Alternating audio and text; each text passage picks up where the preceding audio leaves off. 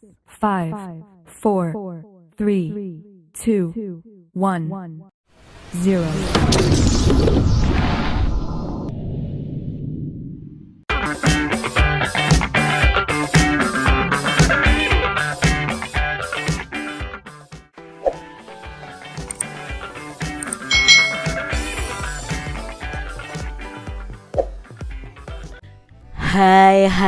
Hai. Selamat datang di channel YouTube Kak Citra.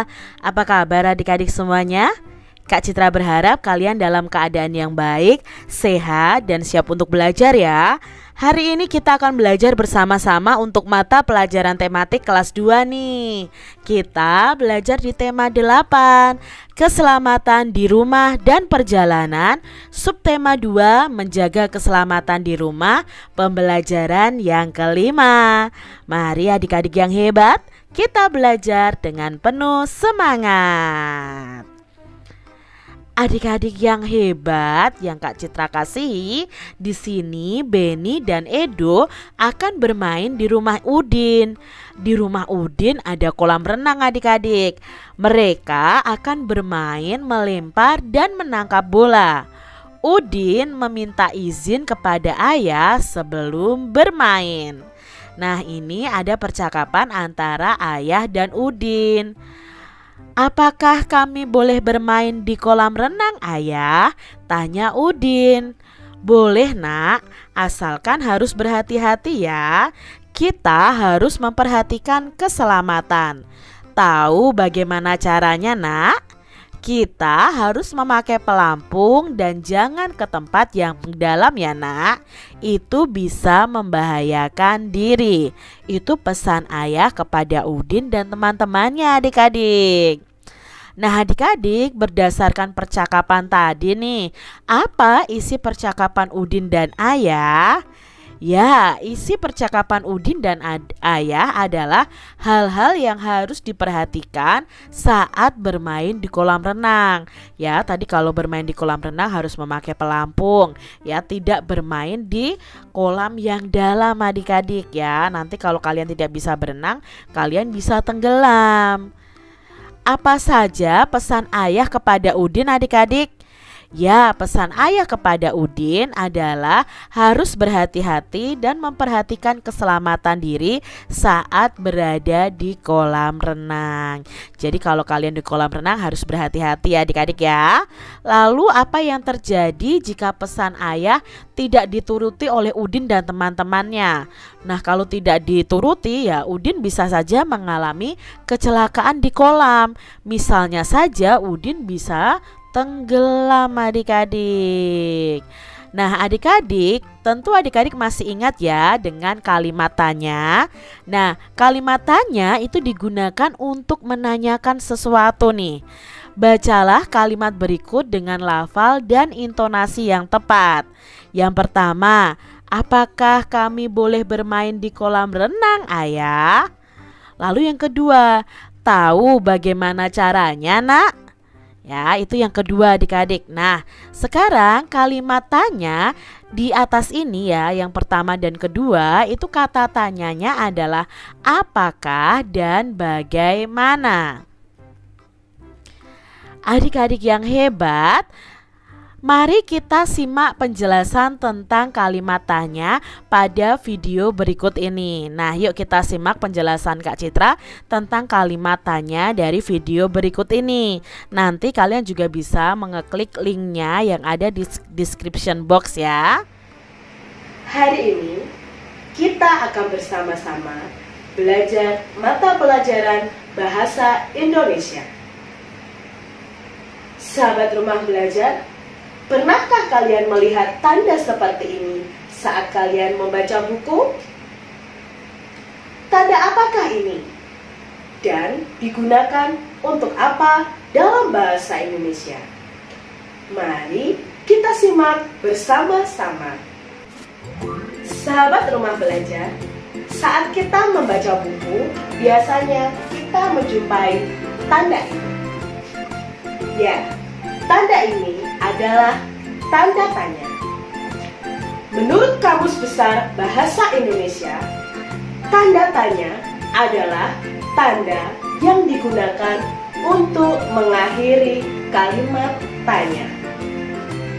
Ciri-ciri kalimat tanya ada dua loh sahabat rumah belajar. Yang pertama, selalu menggunakan kata tanya. Yang kedua, diakhiri dengan tanda tanya. Kata tanya sendiri yang biasanya dipakai adalah apa, siapa, di mana, kapan, bagaimana, berapa, dan mengapa. Apakah kalian sudah mengetahui kegunaan masing-masing dari kata tanya tersebut? Mari kita simak selanjutnya. Kata tanya apa? Menurut Kamus Besar Bahasa Indonesia, kata tanya apa digunakan untuk menanyakan nama jenis kegiatan, sifat, dan benda. Contohnya, apa yang sedang kamu bawa itu? Apa yang sedang dia lakukan? Kata tanya yang kedua, kata tanya siapa? Menurut Kamus Besar Bahasa Indonesia, kata tanya ini digunakan untuk menanyakan nomina insan atau nama orang. Siapa namamu? Siapa yang mengajar di kelas 2? Kata tanya yang ketiga adalah di mana. Di mana artinya kata tanya yang digunakan untuk menerangkan atau menanyakan tempat. Contohnya, hai Doni, di mana alamat rumahmu? Di mana letak sekolahmu? Kata tanya yang keempat adalah kapan. Menurut Kamus Besar Bahasa Indonesia, kata tanya kapan digunakan untuk menanyakan waktu. Contohnya, kapan kamu akan berangkat ke Jakarta? Kapan kamu akan bermain ke rumahku? Yang kelima, kata tanya bagaimana. Kata tanya bagaimana digunakan untuk menanyakan cara dan perbuatan. Contohnya, Mah, bagaimana cara membuat kue tar itu? Bagaimana caranya agar aku bisa menjadi anak yang pintar? Kata tanya berikutnya adalah kata tanya berapa. Menurut Kamus Besar Bahasa Indonesia, kata tanya berapa digunakan untuk menanyakan jumlah, ukuran, nilai, satuan, dan waktu.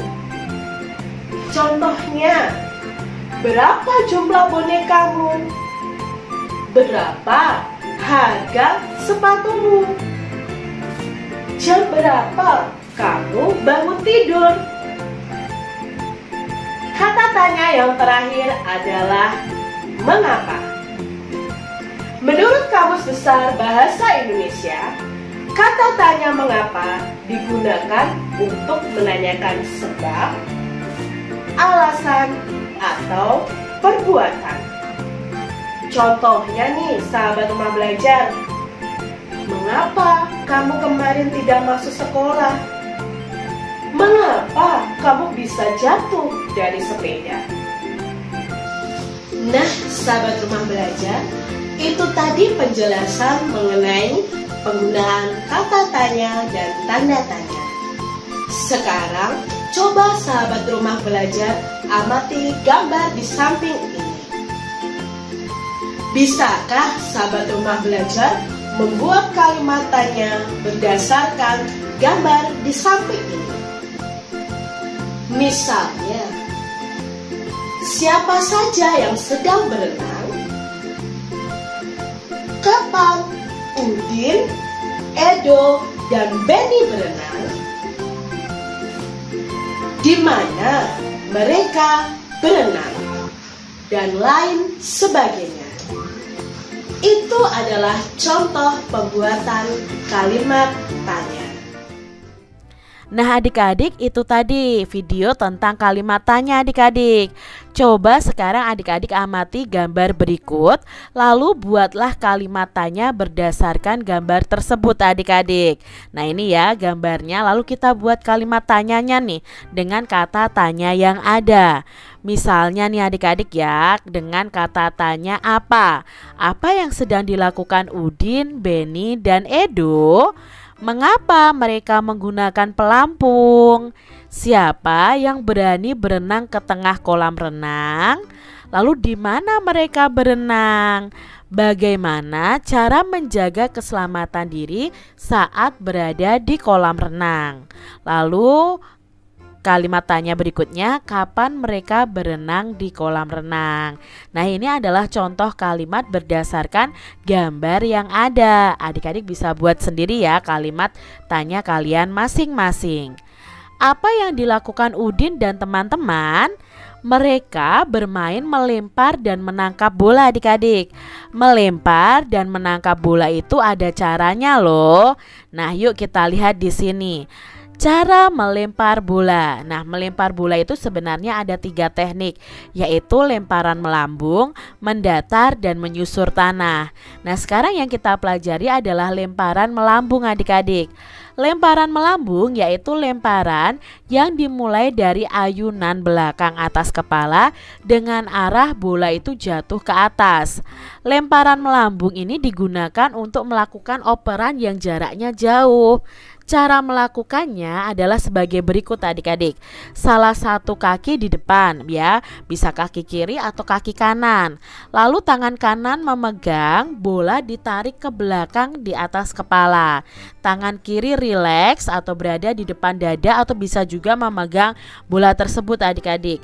Nah posisi badan agak condong ke belakang. Lalu selanjutnya kalian bisa lempar bola dengan sekuat tenaga ke arah depan, sehingga laju bola akan membentuk seperti parabola. Nah itu cara melempar bolanya. Sekarang cara menangkapnya bagaimana? Nah menangkap bola melambung. Teknik menangkap bola melambung yaitu jika arah bola yang datang itu dari arah atas, untuk menangkapnya posisi kaki itu salah satu di depan dan belakang. Nah pandangan mata kita itu terarah ke datangnya bola. Lalu kedua tangan kita membentuk seperti corong adik-adik. Selanjutnya bergerak ke arah datangnya bola. Lalu bola ditangkap dengan kedua telapak tangan yang membentuk corong tadi. Nah pada saat bola sudah sampai di tangan, kalian bisa segera menarik ya atau menutup kedua tangan, lalu melakukan tarikan tangan sedikit ke arah dada agar tidak terjadi benturan yang keras antara bola dengan tangan kita. Nah itu tadi cara menangkap bola melambung. Adik-adik yang hebat, Udin dan teman-teman telah bermain melempar dan menangkap bola. Bermain melempar dan menangkap bola itu merupakan bagian dari olahraga loh. Melakukan kegiatan olahraga boleh dengan siapa saja ya. Udin dan teman-teman itu berbeda agama. Mereka juga berbeda suku bangsa. Bahasa daerah mereka pun berbeda adik-adik. Walaupun mereka berbeda, mereka tetap berolahraga dengan rukun. Nah, mereka ini menunjukkan sikap persatuan dalam keragaman. Jadi kalau kalian bermain harus rukun ya adik-adik. Adik-adik yang hebat, tahukah kamu contoh olahraga lain yang menunjukkan persatuan dalam keragaman? Nah, ini contohnya di sini ada melempar dan menangkap bola. Lalu bermain sepak bola ya, bermain kucing dan tikus, bermain kucing jongkok, bermain kasti, bermain badminton yang ganda ya. Itu menunjukkan persatuan dalam keragaman. Lalu adik-adik yang hebat, pernahkah kegiatan olahraga di atas itu kamu lakukan? Nah, coba cari gambar salah satu kegiatan olahraga, bisa di koran atau di majalah. Kemudian gunting dan tempelkan gambar tersebut. Lalu kalian ceritakan nih gambar yang telah kamu tempel dengan santun dan percaya diri. Misalnya Kak Citra punya gambar, menemukan gambar bermain kucing jongkok. Nah, kalian bisa ceritakan, aku pernah bermain kucing jongkok bersama teman-teman. Aku menjadi kucing dan mengejar teman-temanku. Teman-temanku berusaha menghindar dan melakukan jongkok. Kami bermain dengan perasaan senang. Kami selalu rukun. Misalnya ceritanya seperti itu. Nah, kalian bisa cari permainan lain yang pernah kalian mainkan bersama dengan teman-teman kalian. Demikian tadi adik-adik pembahasan kita di tema 8 subtema 2 pembelajaran yang kelima. Semoga video pembelajaran ini bermanfaat ya untuk adik-adik semuanya. Dan sampai jumpa lagi di video pembelajaran Kak Citra selanjutnya. Tuhan memberkati. Jangan lupa tekan tombol subscribe, lalu tekan loncengnya, tekan juga tombol like, lalu share ke media sosial kalian. Jangan lupa untuk ikuti media sosial Kak Citra. Terima kasih.